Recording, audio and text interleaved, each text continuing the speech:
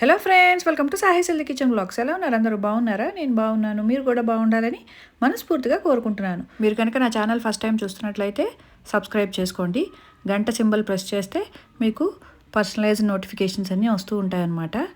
So ఈరోజు video వచ్చేసరికి దసరా పండుగ రోజు మేము ఎలాంటి రెసిపీస్ చేసుకున్నాము, ఎలాంటి విందు భోజనం లాంటి ఫుడ్ తిన్నాము చూపిద్దాం అనుకుంటున్నాను.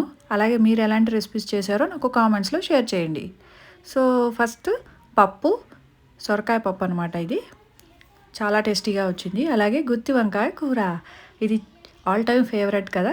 పండగలప్పుడు, పెళ్ళిళ్ళకి, ఫంక్షన్స్కి, దేనికైనా సరే మోస్ట్లీ ఈ గుత్తి వంకాయ కూర చేస్తూ ఉంటారు కదా.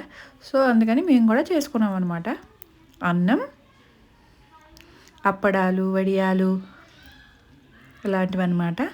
అండ్ అరటికాయ బజ్జీ, గులాబ్ జామ్ అందరూ మా ఫ్యామిలీ స్వీట్ అంటుంటారనమాట. సో మోస్ట్ ఆఫ్ ద ఫెస్టివల్స్కి అది చేస్తూ ఉంటుంది మమ్మీ. సో ఇట్లా అరిటాకు వేసుకుని చేసుకున్న ఐటమ్స్ అన్నీ ఇట్లా వేసుకున్నాం అనమాట.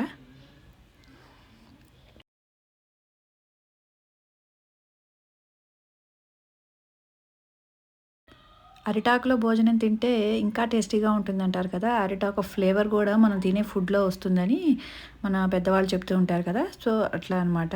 మాకు కింద అరటి చెట్లు అవి ఉన్నాయన్నమాట. అక్కడి నుంచి డాడీ ఆకులవి కోసుకుని వచ్చి కట్ చేసుకుని అందరం అట్లా అందులో తిన్నామన్నమాట. చాలా బాగా ఎంజాయ్ చేసాము ఫుడ్ని. టేస్టీగా ఉంది, అలాగే ట్రెడిషనల్గా కూడా చాలా బాగుంది కదా.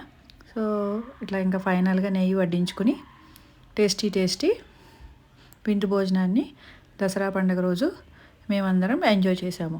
మీరు ఎలా మీ ఫుడ్ని ఎంజాయ్ చేశారు, మీరు ఎలా దసరాని సెలబ్రేట్ చేసుకున్నారో నాకు కామెంట్స్లో చెప్పండి. మీ కామెంట్స్ కోసం నేను ఎదురు చూస్తూ ఉంటాను.